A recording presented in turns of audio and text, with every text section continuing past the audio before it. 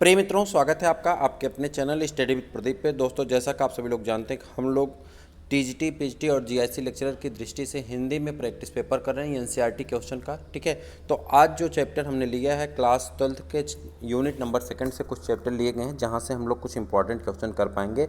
जैसे पहला चैप्टर लिया गया वंशानुगत और विविधता से क्वेश्चन लिए गए हैं। ठीक है, उसके बाद आपका एक आनुवंशिक पदार्थ यानी डीएनए की खोज और डीएनए से रिलेटेड कुछ क्वेश्चन लिए गए हैं।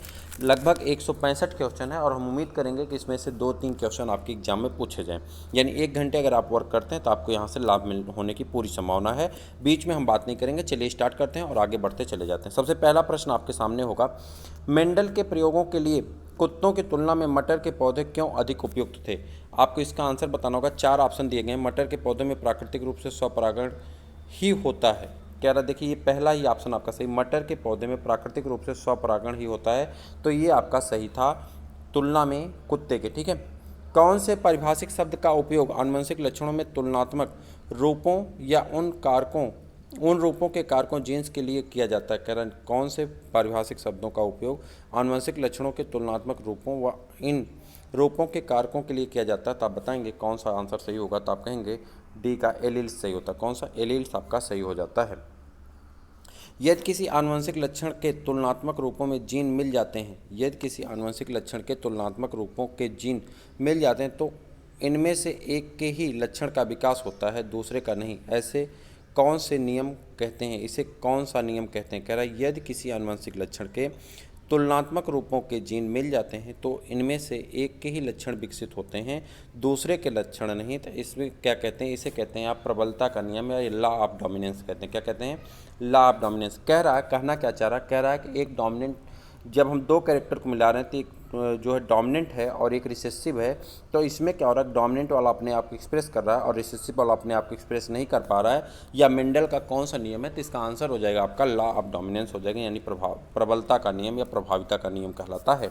ठीक है, कैपिटल आर यानी लाल तथा स्मॉल आर सफ़ेद। तो लाल किसको? डोमिनेंट को दिखा रहा है और स्मॉल आर किसको? रिसेसिव को दिखा रहा है।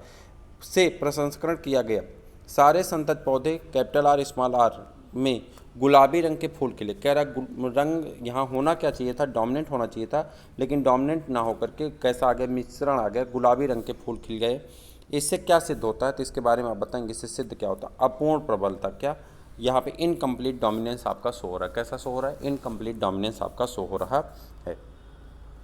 अपने प्रयोगों के लिए उद्यान मटर के पौधों का चयन मेंडल का सौभाग्य था, क्योंकि अपने प्रयोगों के लिए उद्यान मटर के पौधों का चयन मेंडल का सौभाग्य था, क्योंकि मटर में 7 जोड़ी गुणसूत्र होते हैं और मेंडल द्वारा चुने गए 7 आनुवंशिक लक्षणों के जीन संभवतः अलग अलग गुणसूत्र जोड़ियों पर स्थित थे। ठीक है, इसे कहते हैं कि अगर आप शिद्दत से चाहेंगे ना तो कोई चीज़ आपको मिल जाएगी। ठीक है, संकर पौधे से बने संतत पौधे। कह रहा संकर पौधे से बने संतत पौधे होते हैं। कैसे होते हैं? तो आपका आंसर हो जाए कैसे होते हैं? इसे सेग्रीगेट होते हैं। क्या कहते हैं? इसके सेग्रीगेट यानी क्या होते हैं? सेग्रीगेट होते हैं, पार्थक्य होते हैं। क्या होते हैं? सेग्रीगेट होते हैं। वंशानुगत की इकाई है। वंशानुगत की इकाई क्या है? तो आप कहेंगे वंशानुगत की इकाई क्या है? जीन है। वंशानुगत की इकाई क्या है? जीन है। वंशानुगत की इकाई क्या है? जीन है। गुणसूत्र जीन रूप में जीनोटाइप, दृश्य रूप और फिनोटाइप। ठीक है, तो यहाँ क्या होता है? वंशानुगत की इकाई क्या होती है? जीन होती। ठीक है, एक लंबे तने तथा गोल बीजों वाले शुद्ध नस्ली मटर के पौधों का प्रसंस्करण एक नाटे तने तथा झुर्रीदार बीजों वाले शुद्ध नस्ली पौधों से किया गया। यफोन पौधे सब लंबे तने वाले थे। इससे क्या सिद्ध होता? कह रहा एक लंबे तने वाले गोल बीज वाले शुद्ध नस्ली मटर के पौधे का प्रसंस्करण एक नाटे तने तथा झुर्रीदार बीजों वाले शुद्ध नस्ली पौधों से किया गया। यफोन पौधे सब लंबे तने वाले थे। इससे क्या सिद्ध होता है? तो आप बताएंगे। इससे सिद्ध होता है, तो आप बताएंगे लंबे तने का लक्षण नाटे तने के लक्षण के लिए प्रबल होता है। लंबे तने का लक्षण नाटे तने के लक्षण पे प्रबल होता है। चलिए, F1 पौधे का अप्रबल जनकी पौधे से बैक क्रॉस अर्थात विपरीत संकरण किया जाए तो बराबर संख्या में 4 प्रकार के संतत पौधे उत्पन्न होते हैं। यह सिद्ध हुआ F1 पौधे में। कह रहा है यह सिद्ध हुआ F1 पौधे ने तो बराबर संख्या के 4 प्रकार के युग्मक बनाए। क्या? बराबर संख्या के 4 प्रकार के युग्मक बनाए।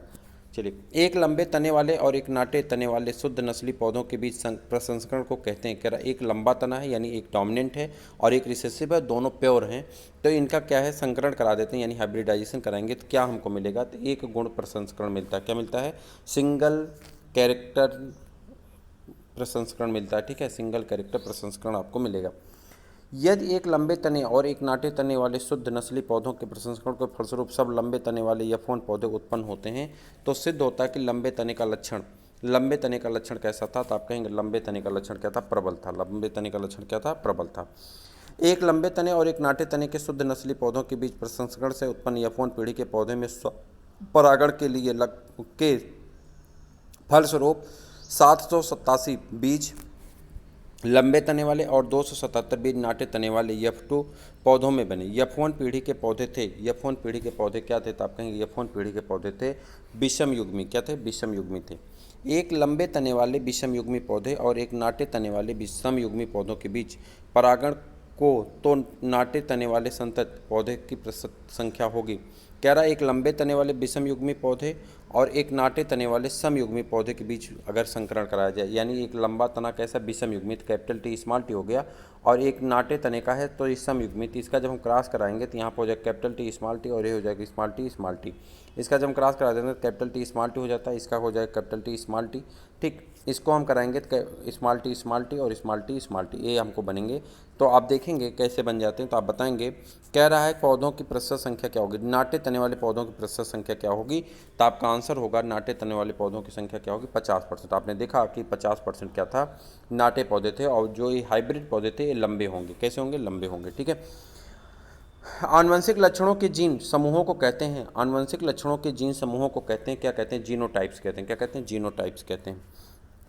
संतति को पिता से कितने जीन प्राप्त होते हैं, संतान को पिता से कितने जीन प्राप्त होते हैं, तो आप कहेंगे 50% जीन प्राप्त होते हैं। कितने, 50% जीन प्राप्त होते हैं। कितने, 50%। मानव में अनिषेचित यानी अनिषेचित, ठीक है, अंडाणु से में होते हैं, अनिषेचित अंडाणु में होते हैं, क्या होते हैं, एक यक्ष गुणसूत्र। क्या होते हैं, एक यक्ष गुणसूत्र होते हैं। क्या होते हैं, एक यक्ष गुणसूत्र होते हैं। ऑटोसोम होता है, ऑटोसोम होता है, क्या ऑटोसोम होता है, तो आप कहेंगे लिंग गुणसूत्र के अतिरिक्त कोई भी अन्य गुणसूत्र। कह रहा ऑटोसोम होगा लिंग गुणसूत्र के अतिरिक्त कोई भी गुणसूत्र, वो क्या हो कहलाएगा, आपका ऑटोसोम कहलाता है। पारिभाषिक शब्द के रूप में जीन शब्द का प्रथम उपयोग करने वाले वैज्ञानिक, कह रहा जीन शब्द का प्रथम उपयोग करने वाले वैज्ञानिक कौन है, तो आप कहेंगे जॉनसन है। जीन शब्द का सर्वप्रथम उपयोग करने वाले वैज्ञानिक का नाम क्या है, जॉनसन है।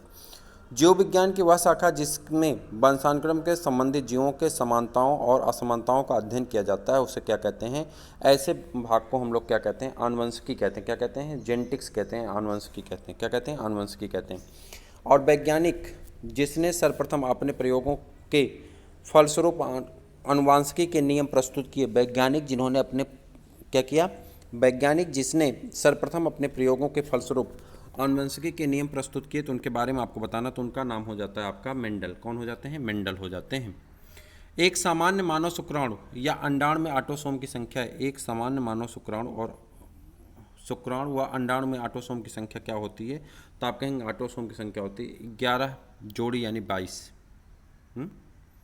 सामान्य मानव शुक्राणु में शुक्राणु या अंडाणु में ऑटोसोम की संख्या होती है, ये यहाँ पे 22 जोड़ी होगा ना, क्या होगा 21 का, ये देखिए 22 जोड़ी होगा, ये वाला ऑप्शन आपका सही होगा।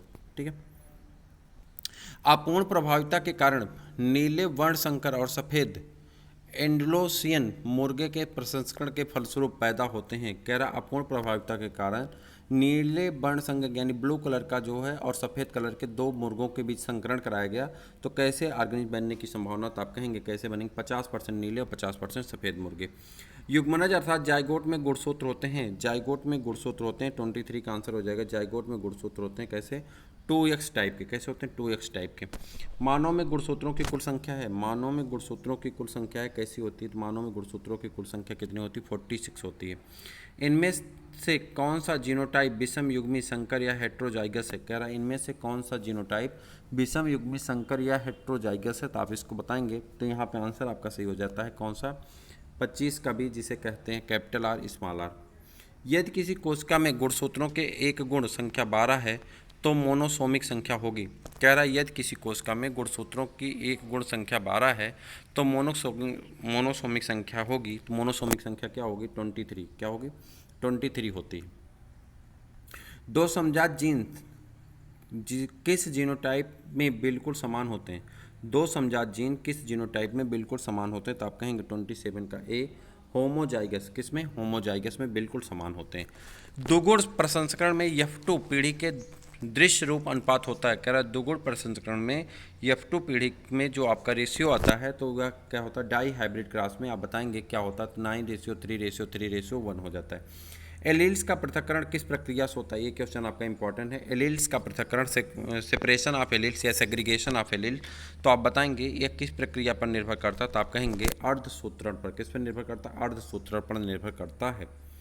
इनमें से किस अनुपात में स्वतंत्र अभिवहन के नियम को सिद्ध किया? कह रहा है लॉ ऑफ इंडिपेंडेंट असॉर्टमेंट को कौन सिद्ध कर रहा है, यानी कौन प्रूव कर रहा है? तो आप बताएंगे कौन प्रूव कर रहा है? तो 9:3:3:1 लॉ ऑफ इंडिपेंडेंट असॉर्टमेंट का क्या होता है? ये रेशियो आता है। Capital R capital T small T gene रूप अर्थात जीनोटाइप के संकर का प्रसंस्करण स्मॉल टी के सदस्यों से करें तो संतत के दृश्य रूप अनुपात होगा। तो संतत का दृश्य रूप अनुपात क्या होता है? तो आप कहेंगे 1:1:1:1 आता है, यानी ऑप्शन नंबर बी क्या हो जाता है? आपका करेक्ट हो जाता है। आगे बढ़ जाएं। एक गुण प्रसंस्करण में F2 पीढ़ी के पौधों के जीन रूपों का अनुपात है। कह रहा है एक गुण प्रसंस्करण में F2 पीढ़ी के पौधों के जीन रूपों का अनुपात होता है। कैसा होता है? तो आप इसके बारे में बताएंगे। तो कैसा होता है? तो आप बताएंगे 32 का आंसर। तो 32 का आंसर आपका हो जाता है कैसा? 1:2:1 आता है। कितना आता है? 1:2:1 आता है। ऑप्शन नंबर डी आपका सही ऑप्शन होता है। मेंडल ने अपने प्रसंस्करण प्रयोग किस पर किए? मेंडल ने अपने प्रसंस्करण प्रयोग किस पर किए? तो आप कहेंगे उद्यान मटर पर। किस पर किए थे? उद्यान मटर पर किए थे। कबूतर में नीली आंखें सुप्त और भूरी आंखें प्रबल लक्षण होते हैं। कह रहा है नीली आंखें सुप्त और भूरी आंखें प्रबल लक्षण होते हैं। यदि माता नीली आंखों वाली और पिता भूरी आंखों तथा पिता की माता दादी भी नीली आंखों वाली हो तो संतान कैसी होगी? तो आप इसका आंसर बताएंगे। मतलब माता कैसी है? माता नीली आंख की है और पिता कैसे? भूरी आंख के हैं। संतान का लक्षण क्या होगा? आपको बस इतने पे सोचना है। संतान कैसी होगी? एक नीली व एक भूरी आंख वाली संतान कैसी होगी? आप बताएंगे। तो आपका 50% का रेशियो होगा। तो उसको हम लोग कह सकते हैं कि एक संतान नीली आंख वाली हो सकती है और एक संतान भूरी आंख वाली हो सकती है, ऐसा हम अनुमान लगा सकते हैं। हालांकि होगा क्या वो तो डिपेंड करता कौन सा एलील जाकर के जुड़ा है, लेकिन हम अनुमान क्या लगाएंगे? 50-50% का रेशियो आता है। बहुगुण एलीलवाद किस लक्षण की आनुवंशिकी का नियंत्रण करता है? कह रहा है बहुगुण एलीलवाद यानी मल्टीपल एलीलिज्म किस लक्षण के आनुवंशिकी का नियंत्रण करता है? तो आप कहेंगे एक किसका होता है? तो आप जल्दी से बता दीजिए। 35 का आपका आंसर हो जाता है कौन सा? रुधिर वर्ग में। किस में होता है? रुधिर वर्ग में होता है। आप देखेंगे ए बी और ओ, इसका कितने एलील बनते हैं? तो शायद कितने एलील बनते हैं? 6 एलील बनते हैं। ठीक है। जो एक एलील अपने साथी एलील की उपस्थिति के कारण अपने लक्षण का प्रदर्शन नहीं कर सकता कहलाता है, क्या कहलाता है? आप बताएंगे क्या कहलाता है? तो आप कहेंगे सुप्त या अप्रबल कहलाता है। क्या कहलाता है? सुप्त या अप्रबल कहलाता है। अंडाशय से मुक्त होते समय मानव अंडे में होते हैं। कह रहा अंडाशय से मुक्त होते समय मानव अंडे में होते हैं। क्या होता है? क्या होते हैं? तो आप बताएंगे। तो जल्दी से बता दीजिए क्या आंसर सही होगा। मानव अंडे में होते हैं क्या? यक्ष गुणसूत्र। क्या होते हैं? यक्ष गुणसूत्र होते हैं। जब एक एलील के लक्षण का विकास दूसरे एलील के उपस्थिति के कारण नहीं होता तो इसे कहते हैं, इसे क्या कहते हैं? तो 38 का आंसर आप बताएंगे। इसे क्या कहते हैं? अप्रबल या सुप्त कहते हैं। क्या कहते हैं? अप्रबल या सुप्त कहते हैं। कौन सा जीन रूप द्विगुण संकर का होता है? कह रहा कौन सा जीन रूप द्विगुण संकर का होता है? तो आप कहेंगे capital T, capital R, small R. एक गोल बीजों वाले पौधे का प्रसंस्करण झुर्रीदार बीजों वाले पौधों से किया गया। यदि गोल बीज वाला पौधा विषमयुग्मी है तो इनमें से कौन सा परिणाम वास्तविकता के अनुरूप होता है? कह रहा कौन सा परिणाम वास्तविकता के अनुरूप आता है? तो आप कहेंगे यहाँ पे 305। ये देखिए इस तरह के क्वेश्चन आपके डाटाबेस नहीं आते हैं।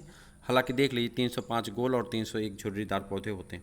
यह पता लगाने के लिए कि प्रबल दृश्य रूप समयुग्मी अर्थात होमोजाइगस या विषमयुग्मी अर्थात हेट्रोजाइगस कौन से प्रसंस्करण प्रयोग में आते हैं? तो आप बताएंगे। इसका आंसर आपका हो जाता है कौन से? उल्टा प्रसंस्करण। कौन सा? उल्टा प्रसंस्करण कहलाता है। क्या कहलाता है? उल्टा प्रसंस्करण कहलाता है। अपने द्विगुण प्रसंस्करण प्रयोग के लिए मेंडल ने कौन से बीज चुने? अपने द्विगुण प्रसंस्करण प्रयोग के लिए मेंडल ने कौन से गुण चुने? तो आप कहेंगे गोल, पीले व झुर्रीदार हरे। मेंडल ने किसके सिद्धांत का प्रतिपादन नहीं किया? मेंडल ने किसके सिद्धांत का प्रतिपादन नहीं किया? 43 के ए लिंकेज का या सहलग्नता का। किसका? सहलग्नता का। मेंडल ने एक लाल फूलों प्रबल वाले और एक सफ़ेद फूलों अप्रबल वाले पौधों के बीच प्रसंस्करण किया तो F1 पीढ़ी के पौधे कैसे मिले? तो F1 पीढ़ी के सब पौधों में लाल फूल खिले। कैसे? हाइब्रिड वाला अपने आप को दिखाई कर रहा है तो क्या होगा? सभी लाल फूल खिलेंगे।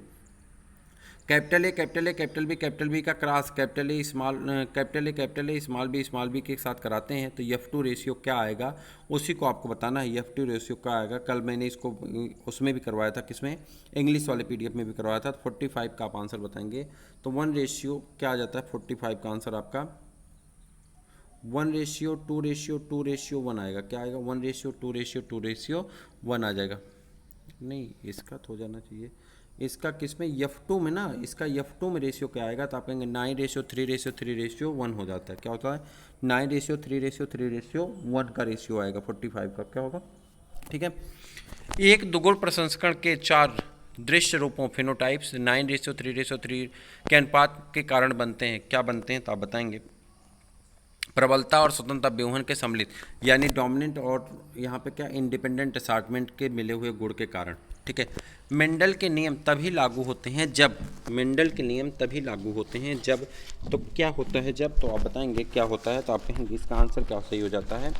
47 का आंसर बता देंगे तो आपका 47 का आंसर आ जाता है। यहाँ पे जनक पी शुद्ध नस्ली होते हैं। क्या होता है? जनक जो पेरेंट होते हैं शुद्ध नस्ली होने चाहिए। ठीक। मेंडल का जन्म किस देश में हुआ था? ये सब क्वेश्चन नहीं पूछा जाता। मेंडल का जन्म किस देश में हुआ था? तो आप कहेंगे ऑस्ट्रिया में। मेंडल का स्वतंत्र अभ्यूहन का निष्कर्ष कैसे प्रसंस्करण से सिद्ध हुआ? मेंडल का स्वतंत्र अभ्यूहन डाई हाइब्रिड क्रॉस यानी दुगुण संस्करण से सिद्ध होता है। किससे सिद्ध होता है? दुगुण संस्करण से सिद्ध होता है। मेंडल का प्रबलता और अप्रबलता का नियम किस प्रकार के प्रसंस्करण के आधार पर बना? मेंडल के प्रबलता और अप्रबलता का किस आधार पर बना? तो आप कहेंगे एक गुण के आधार पर। किस पे बना? एक गुण के आधार पर बना। F1 पीढ़ी में से तथा F2 पीढ़ी कैसे प्राप्त की जा सकती है? F1 पीढ़ी से F2 पीढ़ी कैसे प्राप्त की जा सकती है? आप बताएंगे F1 पीढ़ी से F2 पीढ़ी कैसे प्राप्त की जाएगी? तो आप कहेंगे F1 पीढ़ी के पौधे में स्वपरागण द्वारा। F1 पीढ़ी के पौधे में स्वपरागण के द्वारा। Capital A, capital B gene रूप अर्थात जीनोटाइप के पौधे में स्वपरागण के फलस्वरूप बने पौधों में से प्रबल दृश्य रूप फिनोटाइप पौधे के विभिन्न जीनोटाइप का अनुपात क्या होगा? तो कह रहा विभिन्न जीनोटाइप का अनुपात क्या होता है? तो आप कहेंगे 1 यहाँ पे इसको क्यों दे रहा है? अच्छा, 1:2:4। पारिभाषिक शब्द के रूप में जेनेटिक्स का प्रथम प्रयोग किस वैज्ञानिक ने किया था? कह रहा पारिभाषिक शब्दों के रूप में जेनेटिक्स का प्रथम प्रयोग सर्वप्रथम किस वैज्ञानिक ने किया था? तो आपको इसका आंसर बताना होगा किस वैज्ञानिक ने किया था। जल्दी से बता दीजिए। तो इसका आंसर हो जाता 54 का आपका। कौन सा? बेटसन ने किया था। किसने किया था? बेटसन ने किया था। किसने किया था? बेटसन ने किया था।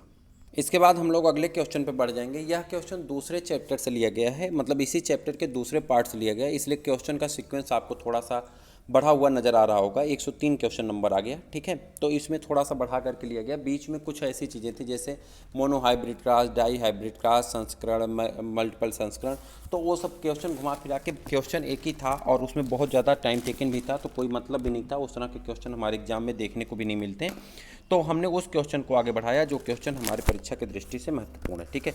तो उन्हीं क्वेश्चन को रखा गया है। तो आगे बढ़ेंगे। तो आपसे पूछा जा रहा है फेनाइल कीटोन्यूरिया नामक रोग में क्या होता है? ऊतकों, यहाँ पे 1 मिनट आ जाइए, क्या होता है? तो आप कहेंगे ऊतकों में फिनाइल एलेनिन बढ़ जाती है। क्या होती है? ऊतकों में फिनाइल एलेनिन बढ़ जाती है। क्या होता है? फिनाइल एलेनिन बढ़ जाती है।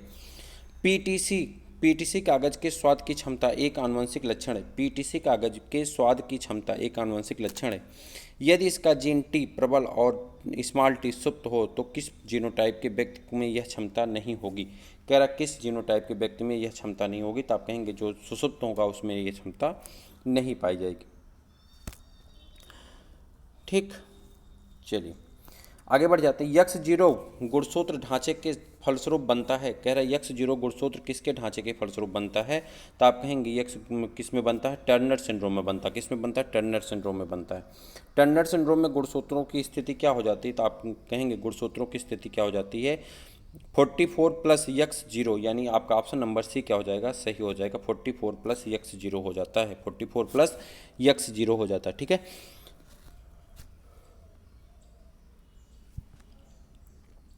ओलंपिक खेलों में खिलाड़ियों के लिंग के जांच के लिए लार परीक्षण में बार पिंड देखे जाते हैं।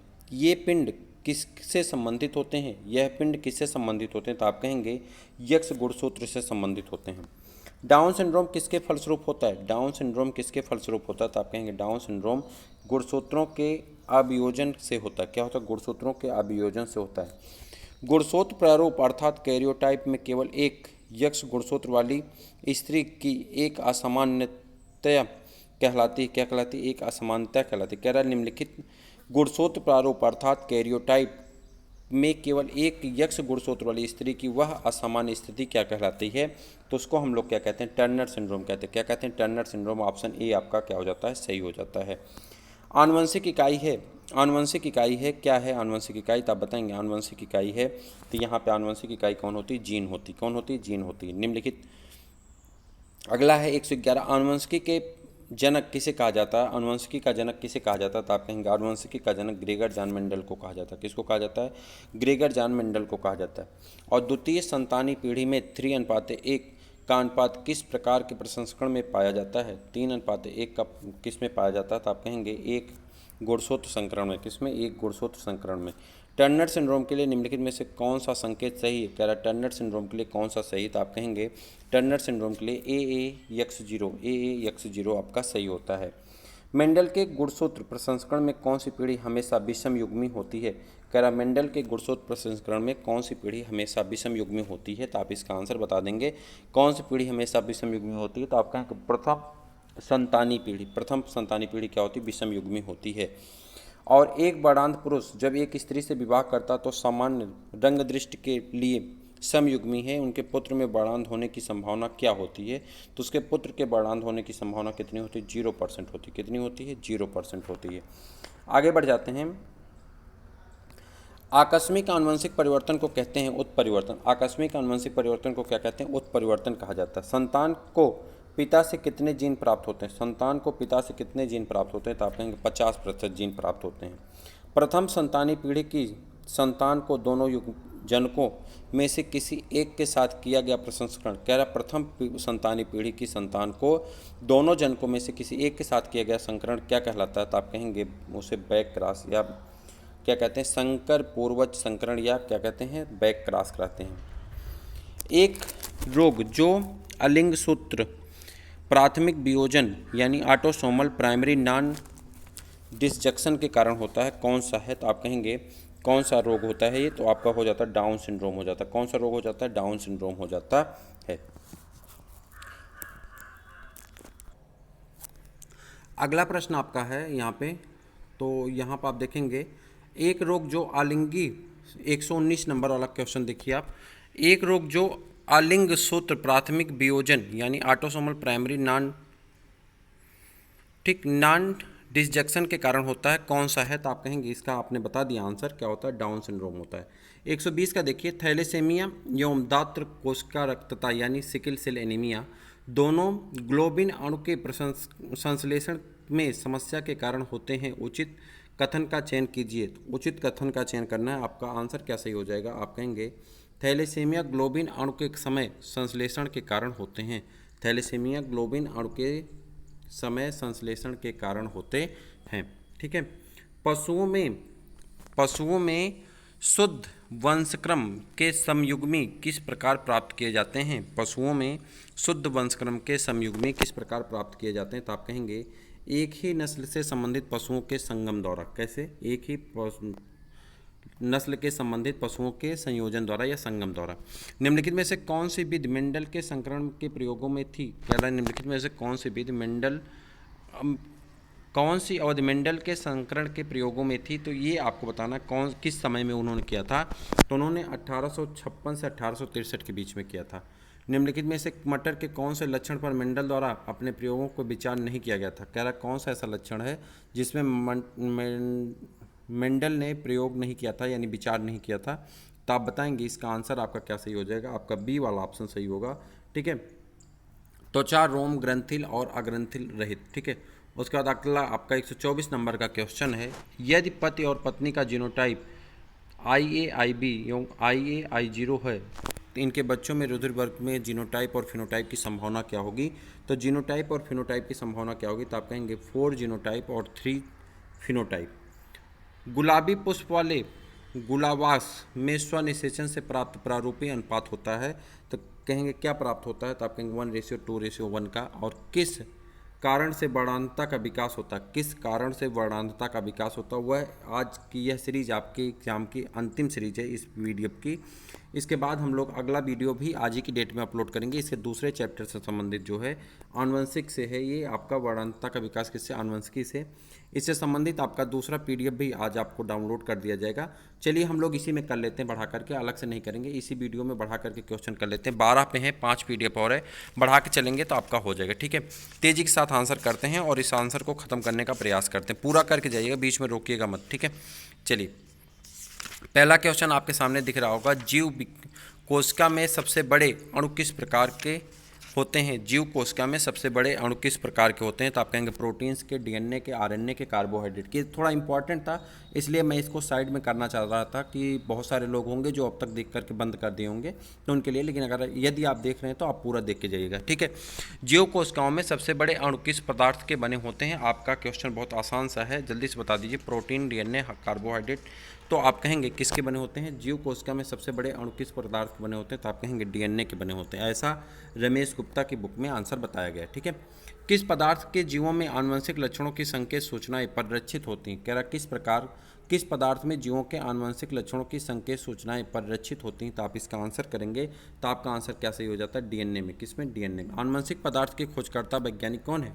जिन्होंने आनुवंशिक पदार्थ को खोजा, तो आपका नाम क्या हो जाएगा? Friedrich Miescher. कौन है? फ्रेडरिक मिक्सचर है।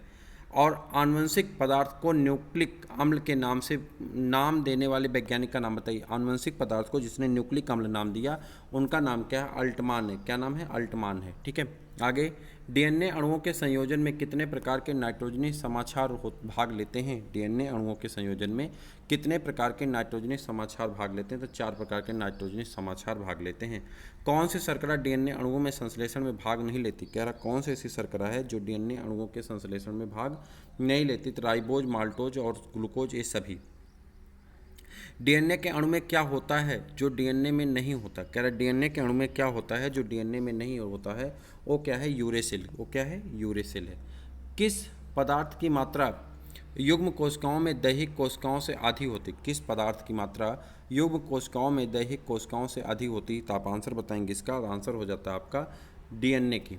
उसके बाद फास्फोडाइएस्टर सेतु किन अणुओं के परस्पर जोड़ते हैं? फास्फोडाइएस्टर सेतु किन अणुओं को परस्पर जोड़ते हैं? तो आप बताएंगे किन अणुओं को परस्पर जोड़ते हैं? क्या फास्फेट अणुओं को शर्करा अणुओं से, फास्फेट अणुओं को शर्करा अणुओं से। पॉलीन्यूक्लियोटाइड श्रृंखलाओं का बहुलकीकरण किस दिशा में होता है? पॉलीन्यूक्लियोटाइड का बहुलकीकरण किन दिशा में होता है? तो इन दोनों दिशाओं में होता है। किसमें? इन दोनों दिशाओं में होता है। DNA अणु की द्विकुंडलित और एडेनिन समाक्षार किससे जोड़ता है? DNA अणु की द्विगुणित एवं एडेनिन समाक्षार किससे जोड़ता है? तो आप बताएंगे किससे जोड़ता है? तो आप कहेंगे थाइमिन से जोड़ता है। ठीक है, और उसके बाद DNA अणु की द्विकुंडलिनी में एडेनिन और थाइमिन के बीच एक साइटोसिन एवं ग्वानिन के बीच हाइड्रोजन बंधों की संख्या क्या होती है? एडेनिन और थाइमिन के बीच डबल बंध पाए जाते हैं, जबकि साइटोसिन और ग्वानिन के बीच ट्रिपल हाइड्रोजन बंध पाए जाते हैं।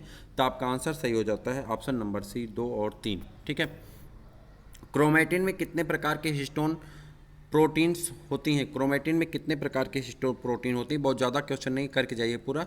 क्रोमेटिन में कितने प्रकार के हिस्टोन प्रोटीन होते हैं? जल्दी से बता दीजिए, 13वां का आंसर बता दीजिए जल्दी से, क्या होगा आपका? तो आप कहेंगे 5 प्रकार के हिस्टोन प्रोटीन पाए जाते हैं। गुणसूत्रों में संरचनात्मक घटक की मूलभूत इकाइयाँ हैं। गुणसूत्रों के संरचनात्मक घटक की मूलभूत इकाइयाँ हैं, तो आप कहेंगे कौन सी हैं? तो आप कहेंगे यहाँ पे न्यूक्लियोसोम है। कौन है? न्यूक्लियोसोम होती हैं। और उसके बाद न्यूक्लियोसोम के क्रोड कण में प्रोटीन्स के कितने अणु होते हैं? न्यूक्लियोसोम के क्रोड कण में प्रोटीन्स के कितने अणु होते हैं? तो आप आंसर करेंगे कितने अणु होते हैं, तो आप कहेंगे कितने अणु होते हैं? 8 अणु होते हैं। कितने अणु होते हैं? 8 अणु होते हैं। किस प्रोटीन का अणु डीएनए अणु के न्यूक्लियोसोम के योजक खंडों में संलग्न रहता है? किस प्रोटीन का अणु डीएनए अणु के न्यूक्लियोसोम के योजक खंडों से संलग्न रहता है? आप इसके बारे में बताएंगे, तो आपका आंसर सही हो जाता है 16 का डी। क्या सही हो जाता है? 16 का डी, H1। और उसके बाद डीएनए अणु के आकुंडलन तथा पुनर्कुंडलन का काम करने वाला एंजाइम होते हैं।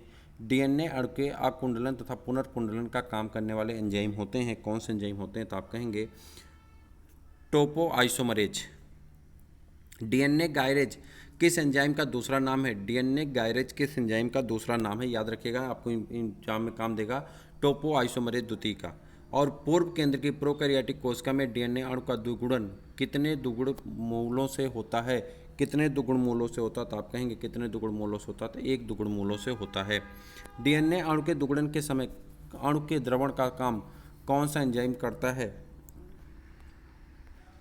डीएनए अणु के द्विगुणन के समय अणु के द्रवण का काम कौन सा एंजाइम करता है? आपका ऑप्शन सही हो जाएगा यहाँ पे। तो आप कहेंगे डीएनए हेलिकेज। कौन सा? DNA helicase.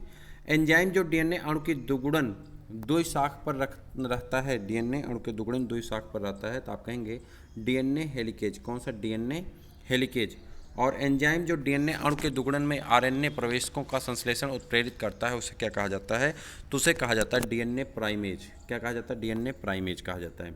डीएनए अणु के द्विगुणन में अनुगामी सूत्र के संश्लेषण में डीएनए प्रवेशकों को समाप्त करने का काम करने वाला एंजाइम हो सकता है, तो आप कहेंगे कौन सा? तो आप कहेंगे डीएनए पॉलीमरेज फर्स्ट। कौन सा? DNA polymerase first. ओकाजाकी खंडों से आरएनए प्रवेशकों के समाप्त होने पर इन खंडों को जोड़ने का काम कौन सा एंजाइम करता है? ओकाजाकी खंडों से आरएनए प्रवेशकों के समाप्त होने पर इन खंडों के जोड़ने का काम कौन सा एंजाइम करता है? तो आप कहेंगे 24 का ए, डीएनए पॉलीमरेज थर्ड। कौन सा? DNA polymerase third. आणविक जीव विज्ञान का मूल सिद्धांत किसने दिया? आणविक जीव विज्ञान का मूल सिद्धांत किसने दिया? क्रिक्सन ने। किसने? क्रिक्सन ने 1968 में। किसने? क्रिक्सन ने 1968 में।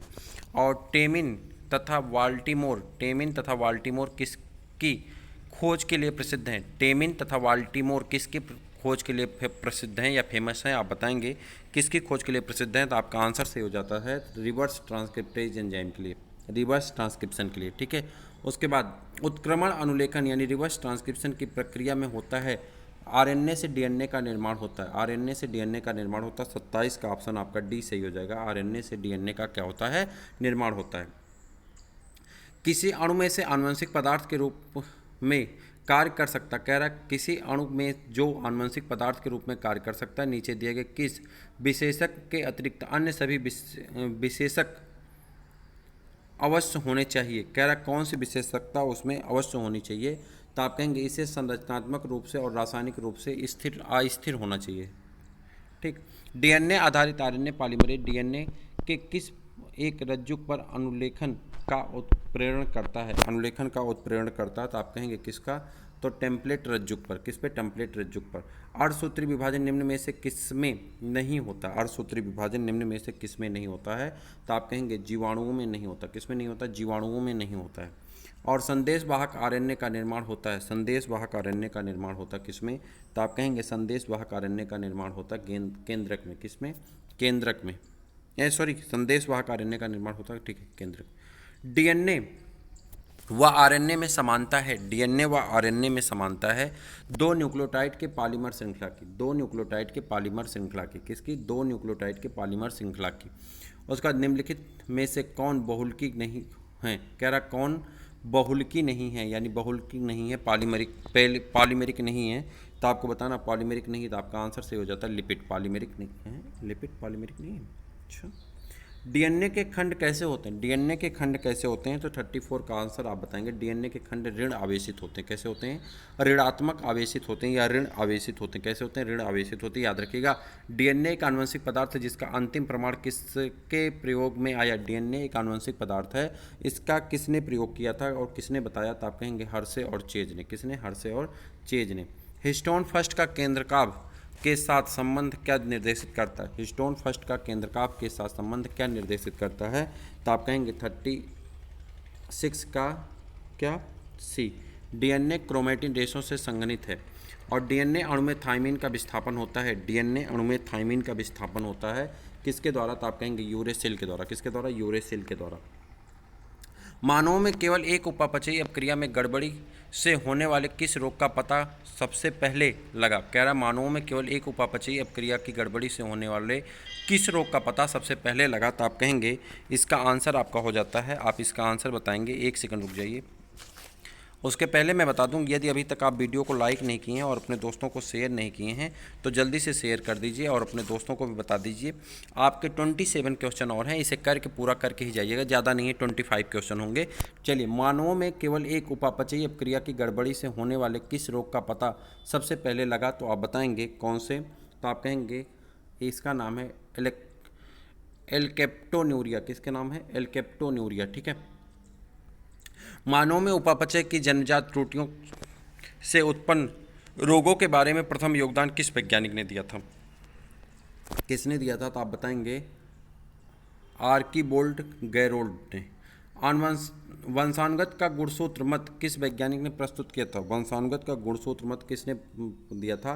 सटन ने दिया था। किसने दिया था? सटन नामक वैज्ञानिक ने दिया था।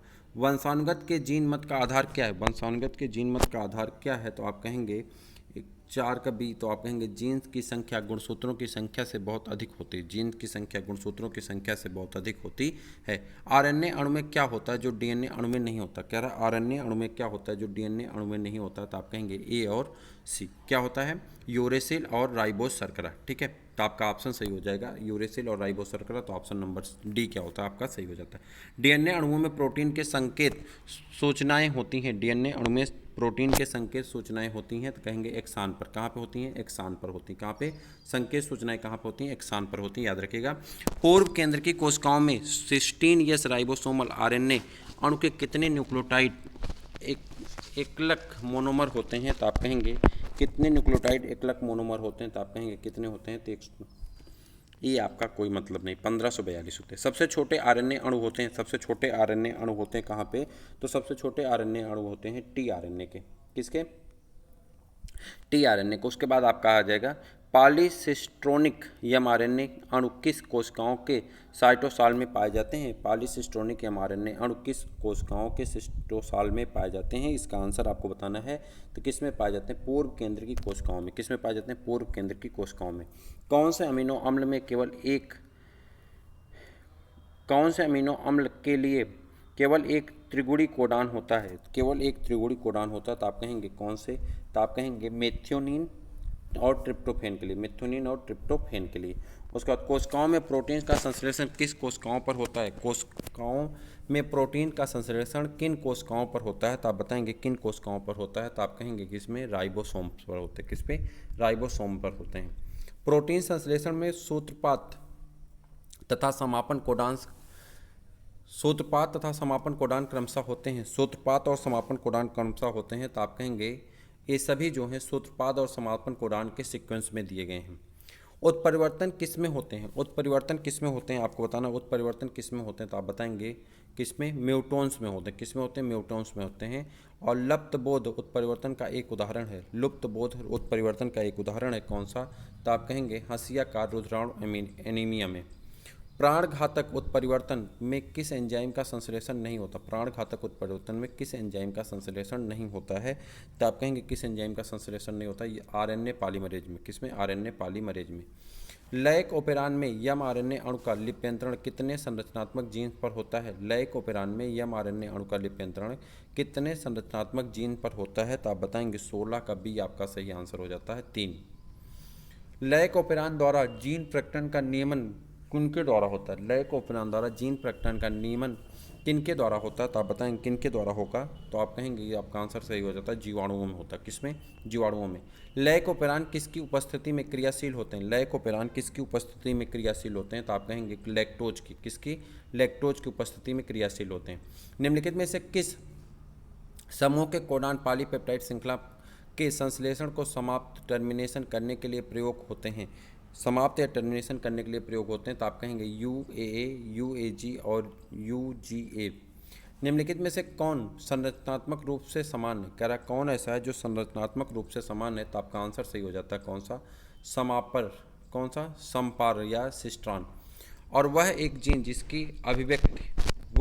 जिसकी अभिव्यक्ति रूपांतरित कोशिका की पहचान करने में सहायता करती है, उसे क्या कहते हैं? उसे कहा जाता है, उसे क्या कहते हैं? वह वर्ण योग्य चिन्हक, क्या कहते हैं? सेलेक्टेबल मार्कर कहते हैं। उसके बाद संबंधकाय स्पेसिलियोसोम्स किसकी कोशिका में पाए जाते हैं? संबंधन काय किसकी कोशिका में पाए जाते हैं? तो आप बताएंगे संबंधन काय किसकी कोशिकाओं में पाए जाते हैं? जीवाणु की कोशिकाओं में पाए जाते हैं।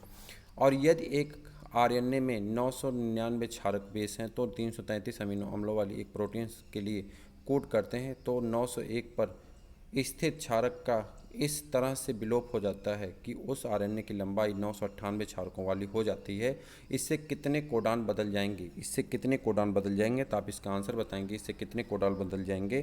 तो इसका आपका आंसर हो जाता 23 का, तो आप कहेंगे सी 33 कोडान बदल जाते हैं। कितने कोडान बदल जाते हैं? 33 कोडान बदल जाते हैं। मित्रों, ये था सेकंड यूनिट से रिलेटेड कुछ इंपॉर्टेंट क्वेश्चन। इसके बाद आपका इसी चैप्टर से कुछ और इंपॉर्टेंट क्वेश्चन अभी आने बाकी हैं, और उसके बाद थर्ड यूनिट और फोर्थ और फिफ्थ यूनिट के भी क्वेश्चन आपके आने बाकी हैं। जल्दी से चैनल को सब्सक्राइब कर लीजिए, अपने दोस्तों को शेयर कर दीजिए। फिर मिलते हैं किसी और वीडियो में, तब तक के लिए इजाज़त दीजिए। जय हिंद।